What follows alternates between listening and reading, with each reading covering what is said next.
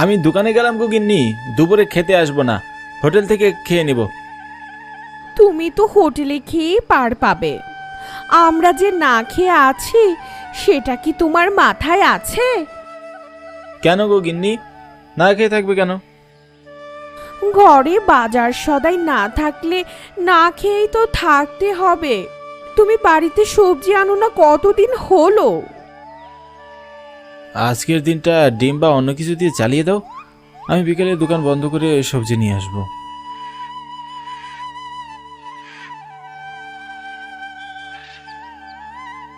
আজকাল দোকানের হিসাব ছাড়া আর কিছুই মনে থাকে না। আমার নাম সুরেশ সেন।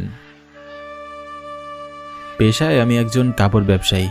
গ্রামের বাজারে ছোট একটা কাপড়ের দোকান আছে আমার। বিক্রি মোটামুটি ভালোই হয়, কিন্তু সমস্যা হলো আমি এক হাতেই দোকানের সব দেখাশোনা করি, যার কারণে সংসারের অন্য সব দায়িত্ব ঠিকমতো পালন করতে পারি না। আজ 3 দিন থেকে গিন্নি সবজির জন্য ঘ্যান ঘ্যান করেই চলেছে। আনবো আনবো বলে মনেই থাকে না, তাই আজকে চিন্তা করলাম আজকে দোকান তাড়াতাড়ি বন্ধ করব। আজ হাট বাজার আছে, নানান রকমের সবজি নিয়ে বাড়ি ফিরে যাব।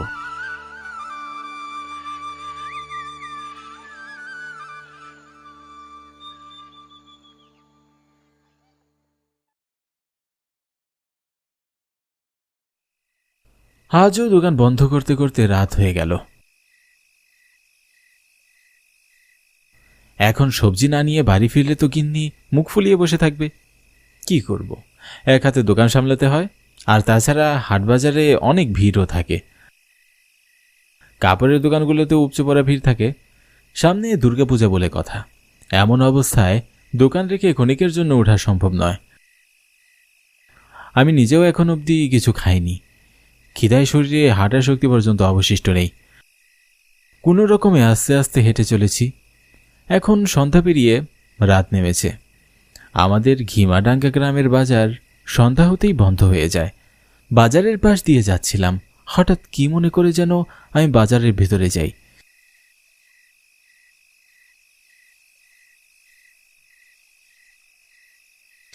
সব দোকানপাট বন্ধ, কোথাও কোনো জনমানবের চিহ্ন নেই। আমি চিন্তিত মনে আবারও বাড়ির পথে হাঁটতে লাগলাম।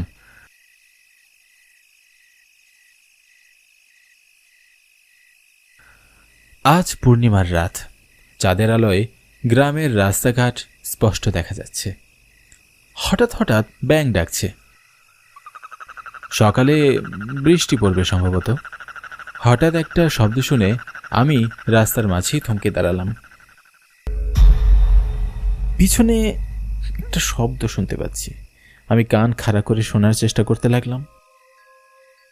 এই সবজি নেবেন? সবজি তাজা তাজা সবজি, আমার খেতে সবজি। বুড়ুকুচকে আমি চারদিকে তাকাতে লাগলাম। এত রাতে সবজি বিক্রেতার হাঁক ডাক, আমি কি ভুল শুনলাম? সবজি লইয়েন, সবজি। না, ভুল তো নয়। আমাকে অবাক করে দিয়ে একটা ভ্যানের সবজি নিয়ে।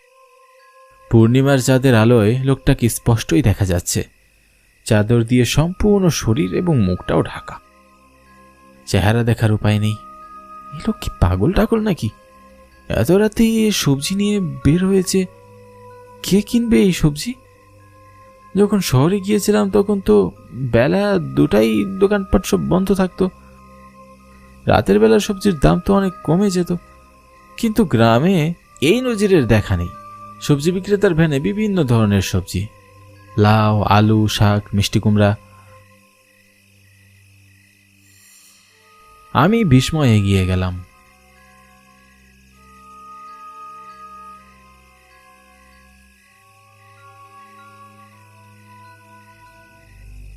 এত রাতে সবজি বিক্রি করছেন কেন দাদা? দিনে কি সবজি বিক্রি হয়নি? দিনে তো আমি সবজি বিক্রি করি না, আমার ব্যবসা রাতের জন্য। কিন্তু এত রাতে আপনার সবজি কে কিনে? কতজনে কিনে মশাই, রাতের বেলায় তো বেশি বিক্রি হয়। সবজি বিক্রেতার কথায় আমার চোখ কপালে উঠে গেল। লোকটা নেহাত পাগলই হবে। পাগল ছাড়া ভ্যানে ভরা সবজি নিয়ে কেউ এত রাতে বের হয়? সে যাই হোক, আমার এত কিছু দেখে লাভ নেই, সবজি নিয়ে বাড়ি ফিরতে পারলেই হলো। গিন্নির বকাঝকা থেকে বাঁচা যাবে। মনে মনে আমি বেশ খুশি হলাম। এই রাতের বেলা সবজির দামও কমে যাবে। এই পাগল লোকটার নাম্বার রাখতে হবে, তাহলে এখান থেকে এই লোকটার কাছ থেকেই রাতের বেলা সবজি নিয়ে বাড়ি ফিরতে পারবো। ভালোই হয়েছে দাদা, রাতের বেলা সবজি বিক্রি করলে আমাদের জন্য অনেক উপকার হয়। দিনের বেলা কাজে যাবে, বাজারে আসতে পারি না। আপনি কি রোজ এই রাস্তায় সবজি বিক্রি করেন? আজ্ঞে হ্যাঁ, এই রাস্তায় অনেক কাস্টমার পাওয়া যায়। মাঝে মাঝে লোকালয়ের ওইদিকে যাওয়া হয়, কিন্তু সবাই গভীর ঘুমে আচ্ছন্ন থাকে আর সবজি কিনতে আসে না। তাহলে এই রাস্তায় সবজি কিনে কে? একটু অপেক্ষা করুন, নিজের চোখেই দেখতে পাবেন। আমি সবজিগুলো নেড়ে চেড়ে দেখতে লাগলাম, আর তখনই আমার পেছন থেকে একটা নারী কণ্ঠ বলে উঠল, 1 কেজি আলু দেন তো আমাকে। একটা 27 থেকে 30 বছরের একটা মেয়ে সাদা শাড়ি পরে দাঁড়িয়ে আছে। মেয়েটাকে দেখে বিস্ময়ে আমার চোখ কপালে উঠে গেল। সবজি বিক্রেতা একটা ফ্যাকাশে হাসি দিয়ে বলে উঠল, আর কিছু লাগবে না আপনার? লাউ দিয়ে না একটা। আমি মেয়েটার দিকে তাকিয়ে আছি। মেয়েটাকে আগে কখনো এই গ্রামে দেখেছি বলে তো মনে হয় না। বিস্ময় মনে চেপে রাখতে না পেরে আমি জিজ্ঞাসা করেই ফেললাম, এত রাতে আপনি সবজি নিতে এসেছেন? হ্যাঁ, নিতাই দাদার সবজি বড়ই স্বাদের সবজি। অন্য কোথাও এত সতেজ সবজি আপনি পাবেন না কো। নিজের খেতে সবজি খেতে দিই, ওই সতেজ তো হবেই। দিন দাদা, আমাকেও সব সবজিগুলো দিন, 1 কেজি করে। তা দিতে পারি, তার জন্যই তো রোজ এখানে সবজি নিয়ে বেরোই। কিন্তু তুমি এই সবজির দাম কত দিতে পারবি? দাদা আমার কাছে টাকা আছে তো। আগে কে বলিস আমি সবজির বিনিময়ে টাকা নেই?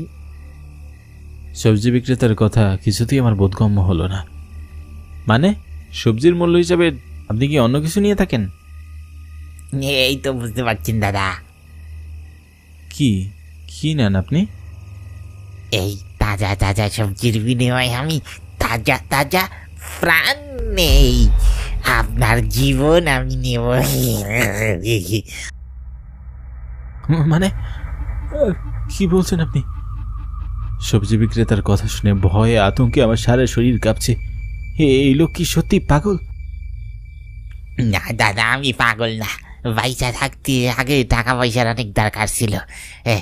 নিজের খেতে সবজি বিক্রি করে সংসার চালাইতাম, কিন্তু এখন আর টাকা লাগে না আমার।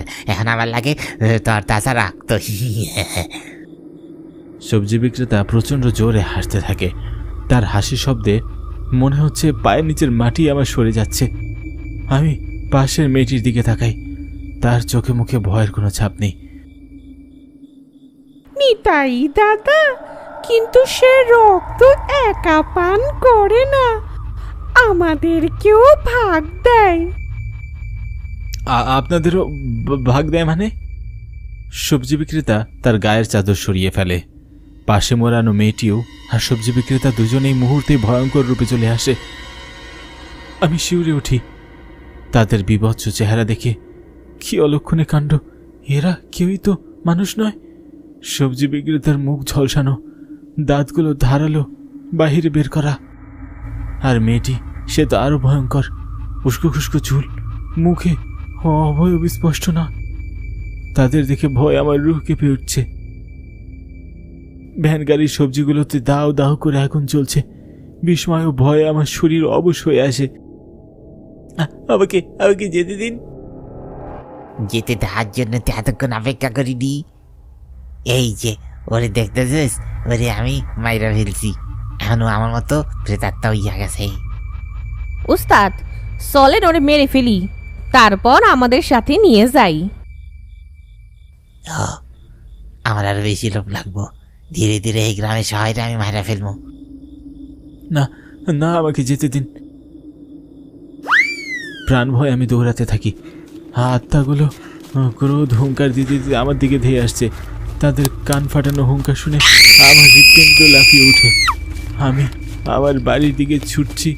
জানি না বাড়ি পৌঁছাতে পারবো কিনা, নাকি এই আত্মাগুলোর হাতে নৃশংসভাবে খুন হব।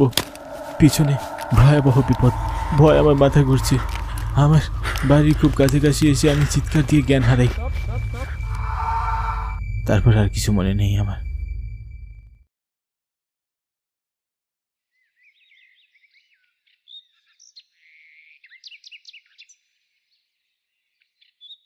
চিন্তায় কাল রাতে আমি একটুকুও ঘুমাতে পারি নাই। তোমার পথে উঠানে বসেছিলাম, আর তখনই তোমার চিৎকার শুনতে পাই। দৌড়ে গিয়ে দেখি তুমি জ্ঞান হারিয়ে ফেলেছো। ওগো, কি হয়েছে তোমার? কি দেখে এত ভয় পেয়েছো? আমি আমার বউকে রাতের সব ঘটনা খুলে বলি। আমার বউ একটা ওঝা নিয়ে আসে।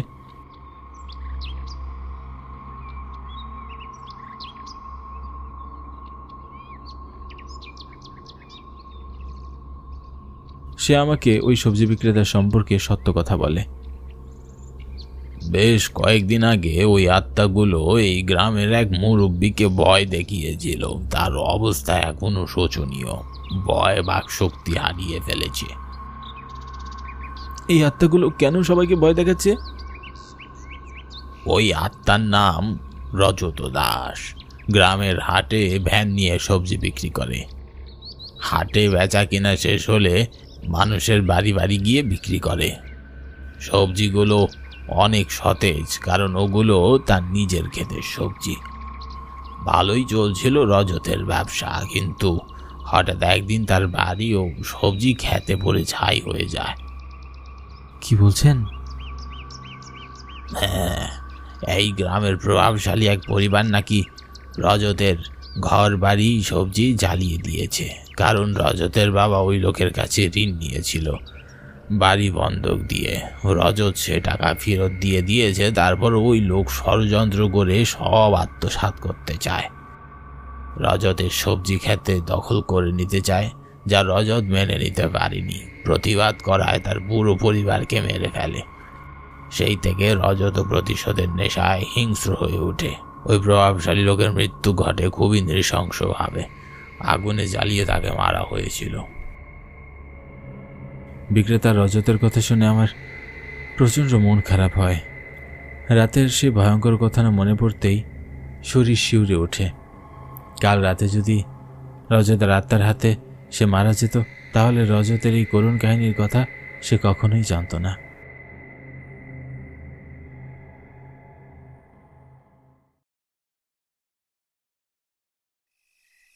সবজি লইবেন, সবজি, তাজা তাজা সবজি। এই ঘটনার পর থেকে আমি রাতের বেলা বাড়ির বাইরেও থাকি না। বিকেল হতে আমি বাড়ি চলে আসি। তারপরও মাঝে মাঝে মধ্যরাতে সবজি বিক্রেতার হাঁক ডাক শুনে ঘুম থেকে আমি জেগে উঠি। এত রাতে কে ডাকে? রজত দাস নাকি?